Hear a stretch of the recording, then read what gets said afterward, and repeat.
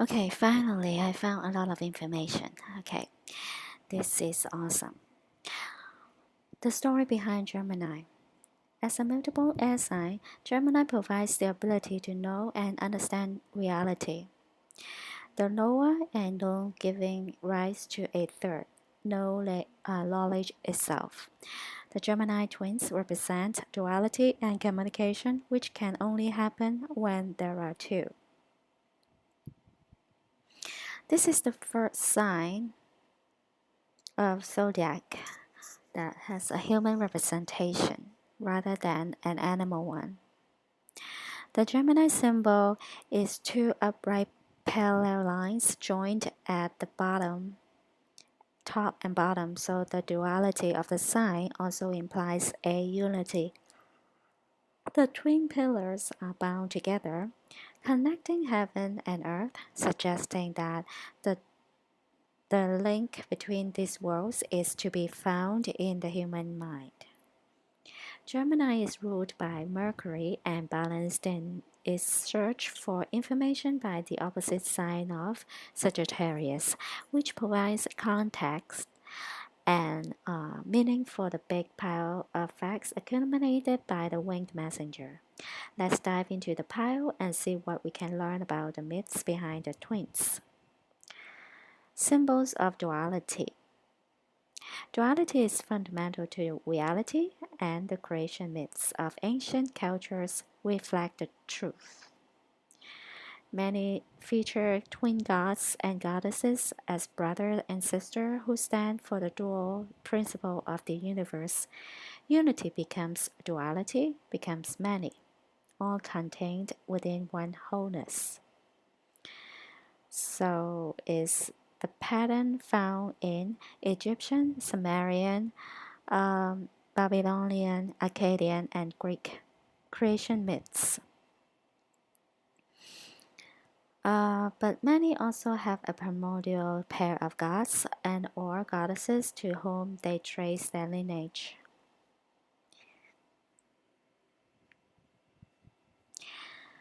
Okay, so something similar could have been going on at this hunter-gatherer temple in Turkey, dated to c. 9500 BCE. Huge twin pillars, two twin pillars, stand in the center of each temple that may have represented ancestors or gods. The T-shaped pillars are abstract and stylized, but clearly anthropomorphic, with hands resting above a belt. So, the pillars may represent the dual principle of creation or perhaps a doorway between worlds. So, there is a doorway between worlds. That's why Gemini constellation. They set the birthdays at the end of this constellation, the sun in Gemini, right? And so these two pillars, this the twin as two pillars, and it's a doorway also between two worlds, right? The birth and the death, and so that's how they will bring back the ancient Egyptian gods, Osiris, Isis, Horus, etc. Maybe the tribal leader or shaman stood between the pillars to perform the rituals that would carry him or her through the gateway into the world of the ancestors. Perform the rituals, okay? Two pillars are a feature of later myths too. Pillars of Hercules, which stood at the entrance to the Strait of Gibraltar. I probably pronounce it incorrectly, and guarded the passage into the unknown beyond. So again, it's the entrance, it's the doorway. The Masonic symbol of the twin pillars of Boaz and Jansen can also be seen as the High Priestess tarot card, where the papyrus sits at the entrance to the sacred realm. Two, okay, twin pillars represent the opposites of creation and are sometimes shown with a third pillar that stands for the unification of those opposites.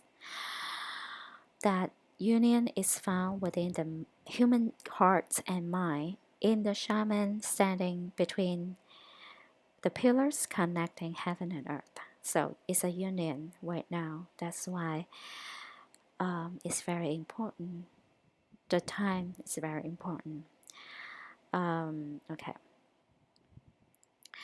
The figure of the shaman is reflected in Mercury, the ruler of Gemini. Mercury has a dual nature, and as Hermes was the only being who could go down into the underworld and return without paying a price. Hermes is a psychropomp and trickster, a guide to souls and bringer of inspiration. He's the god of crossroads and passageways, bridging the conscious and unconscious worlds.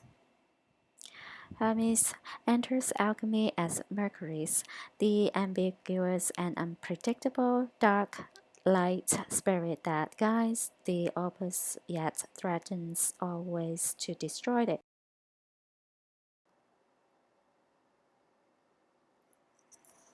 He or she is volatile, androgynous. Everything is androgynous. They are all androgynous, pretty much. Both base matter and elixir. The carrier of every conceivable opposite, and is portrayed as the dark twin to Christ. So, who is born to the darkness of Mother Earth. Hermes is the god of alchemy and magic, a transgressor of boundaries and agent of chaos, but he is also the means through which the opposites are balanced, contained, and healed. Long before the Greeks imagined Hermes with his caduceus intertwined by twin serpents, the goddess cults embodied the duality of life within one image, the goddess herself. During the age of Gemini, starting 6500 BCE, there was a great flowering of double-headed and twin goddesses, but one of the oldest double goddess figures was found at Adivo in Russia. It was carved by mammoth hunters 20,000 BCE and shows two Venus figures back to back, shaped to fit together with one figure upside down. Perhaps the one facing down represents death, while the other stands for life. More twin goddess figures were found. 7500 BCE, the agricultural town we discovered in Tanra's Myths Post. Some of the figures are like Siamese twins, while those show one woman with two heads.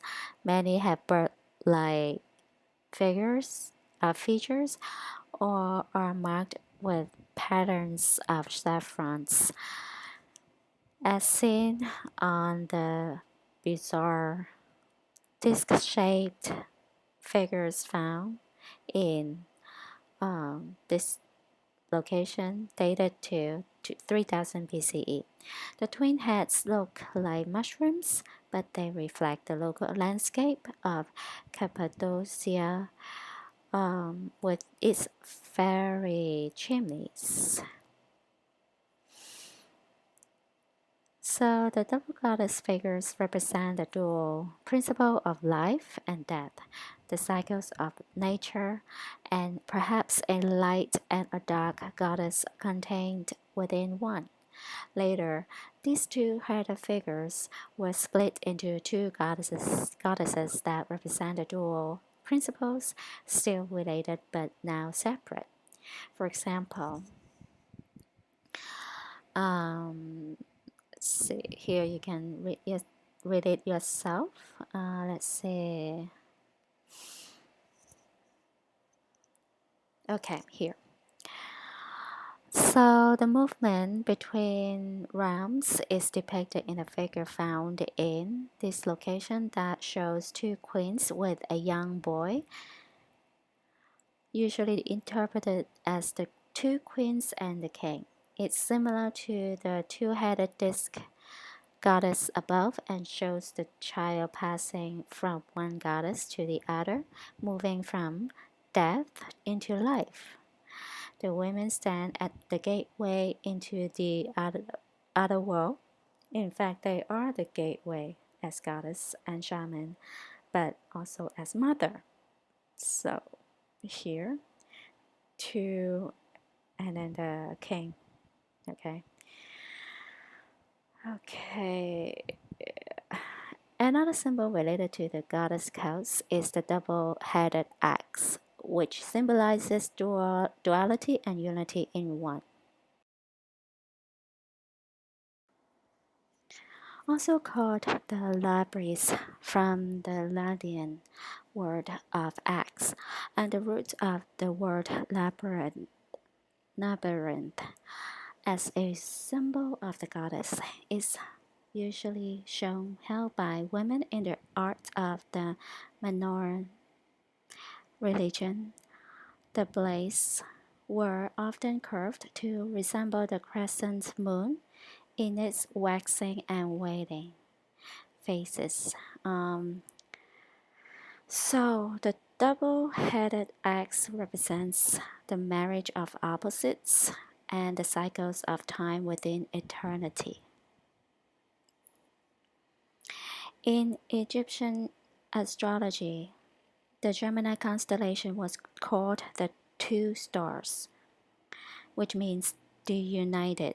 Again, it's not separate, it's united to become one. That's why it's a marriage within the cycle of time, within the eternity. Okay, so here depicts the sign as a man and a woman, symbolizing duality, but they are holding hands, so the opposites are united. This idea is also found in the Sed festival, where the symbolic death and rebirth of the pharaoh was acted out in a shamanic ritual that include a document called The Secret of the Two Partners. So this festival was a way to renew the pharaoh's power and right to rule. He would descend into the underworld and become one with Osiris, the god of the dead, before returning to the living, which is Nimrod. Nimrod is Osiris. The pharaoh was identified with Horus while alive, but Horus was also in constant battle with Seth, who killed Osiris. In the festival, the pharaoh received the secret knowledge that enabled him to overcome the duality between Horus and Seth, and was then known as the Two Lords. Could be the Lord of the Rings, the Lord of Lord of the Rings, maybe Horus get the rings. I don't know. Anyway, so Osiris is also Horus, is also Nimrod, and then the elder, right? So the younger Horus is the son. So the pharaoh embodied with both Horus and Seth as a pair of opposites. The secret of the two partners is that behind the scenes, Horus and Seth are united despite being opposed. Sorry. Horus and Seth are forever in conflict, whereas in the sphere of eternity, beyond the veil of time and space, where there is no duality, they are at one. Death and life are at one, all is peace. The Pharaoh contains the opposites within him, alive and dead at the same time. The one can't exist without the other, and neither will ever win outright. An eternal battle with peace at its center. The same idea is encapsulated in the symbol of Taoism. Yin and Yang. Pretty much it's a little bit different. Yin and Yang is not opposed. It's not like fighting a battle. It's just different. Opposite like men and women. It's not a battle between the both. Egyptian methodology. Egyptian mythology. Sorry.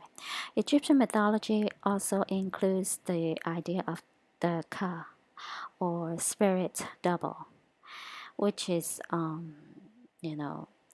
MK Ultra using spirit double. They have double. One is bad and one is good.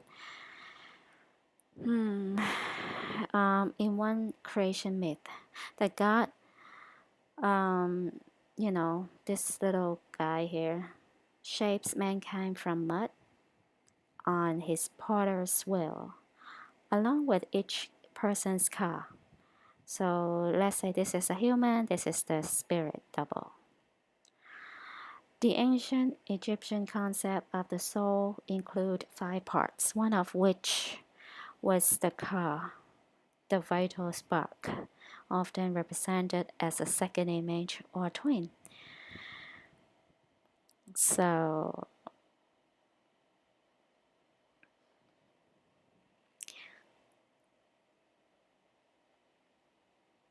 the hieroglyph for the ka is 2 raised hands joined at the base, representing the duality of soul and body.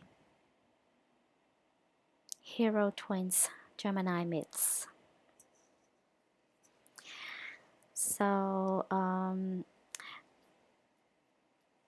twins also feature in stories about culture. Heroes would build cities or bring other gifts of civilization. Themes include sibling rivalry and competition for a birthright, or one twin may be good while the other is dark, the classic evil twin. Sometimes they form a strong bond despite having very different characters, while other pairs are basically the same. Roman mythology.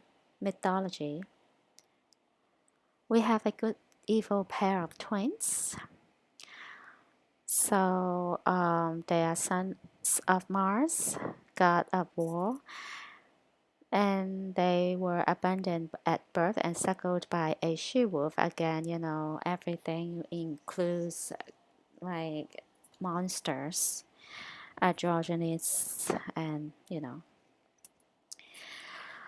Anyway, so they try to find their own city, but cannot agree, right? They could not agree where to build it. So they like fight, and then one win, kill the other, and went on to become the first king of Rome.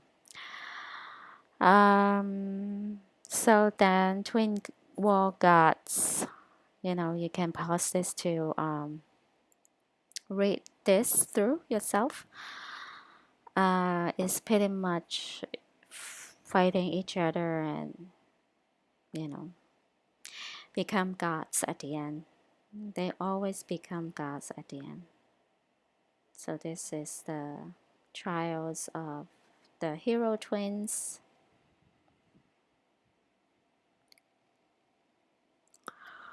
Okay, this is another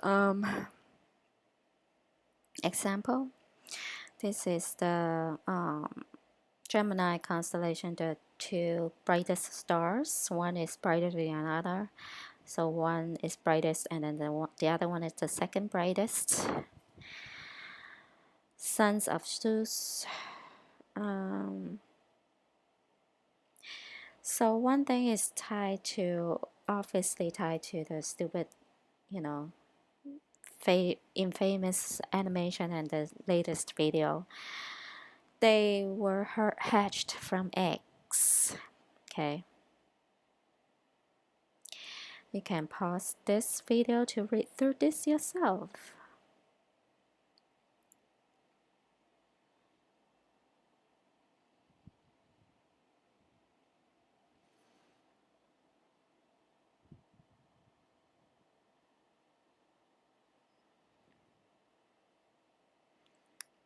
So, the twins are either stuck in a mortal body subject to death and decay, or escaping into the realm of the spirit and eternal life. So, okay. The meaning of Gemini appears to be split in two between intellect and emotion, light and dark moods, introversion and extroversion, masculine, feminine, spiritual and material, rational and mystical, and so on. This is true for everyone, but with Gemini, it's the central archetype driving their experience, and they may struggle to understand themselves as a result. Not necessarily as if they balance themselves, right? Here you go. Gemini can be prone to alternating moods, and there may be a tendency to repress one side of the duality or to swing widely between them. Sometimes one side of the polarity is projected onto other people with whom you do battle, never realizing that you are actually fighting yourself. That's like, if you have bipolar. It doesn't mean like, you have the, both traits. It doesn't mean that you mood swing, that's crazy. If you're bipolar, that makes sense. But if you don't have if you are not a psychopath, you can actually like you're not like swinging like constantly. Okay, this is the fight with the dark twin or shadow. I think this is like more applied to MK Ultra, the Masonic, their that them they are themselves are like that, not in general. So because they tear into so many different personalities, different whatever, and they are broken. So all the characteristics you can't accept in yourself, both good and bad. That's describing themselves, okay? But this internal battle between good and evil is a necessary part of life. The interplay between opposites is what drives creation, as shown in the symbol of yin yang, where each side is forever becoming its opposite. The in breath becomes the out breath. So, this is not a battle. So they misuse this as an example.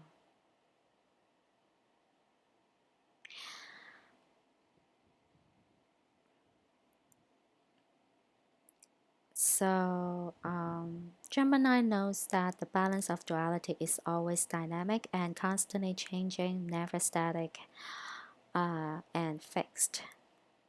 You can hold on to one side of the polarity and deny the other. If you repress one side, it goes into the shadow and causes problems from the unconscious. So this one is again describing them because they repress so many sides into the shadow, so it crosses problems from the unconscious, which is they become psychotic, right? They are psychopath. So to heal the apparent split, Gemini needs to balance the opposites within by integrating the shadow. This doesn't mean getting rid of the conflict and living as an idealized version of yourself. Becoming whole doesn't mean you are an gen, homogeneous blend nothing of a person.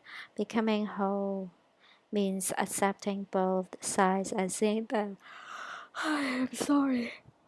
They stopped me from reading anyway, as contemporary pairs rather than warring opposites. They support each other. Okay, neither can exist without the other. The twin represent the sacred marriage of inner and outer, mind and body, masculine and feminine. But there is a reason this is symbolized by two people joined together. The sacred marriage doesn't eliminate the opposites. They are still there, but in relationship to each other, rather than battering it out or denying the other its place. The opposites are interdependent, and the polarity between them implies a central position, a point where neither side is dominant, the still, quiet center of the higher or true self. Self awareness requires a split in the mind, really. With that split comes duality and separation. There comes suffering and loneliness that drives the desire to connect and to find the other or twin soul. The twin soul is within, and the search is really about the desire to heal the inner split.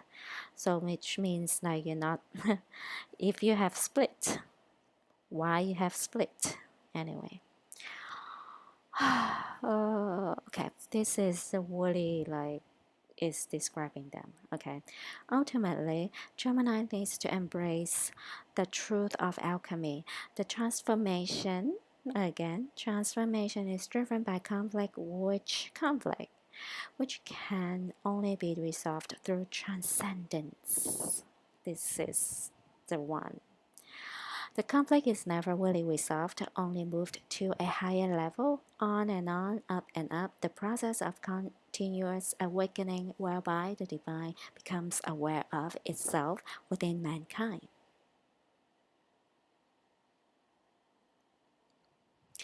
Duality hurts, but it's the only way divinity can awaken to itself.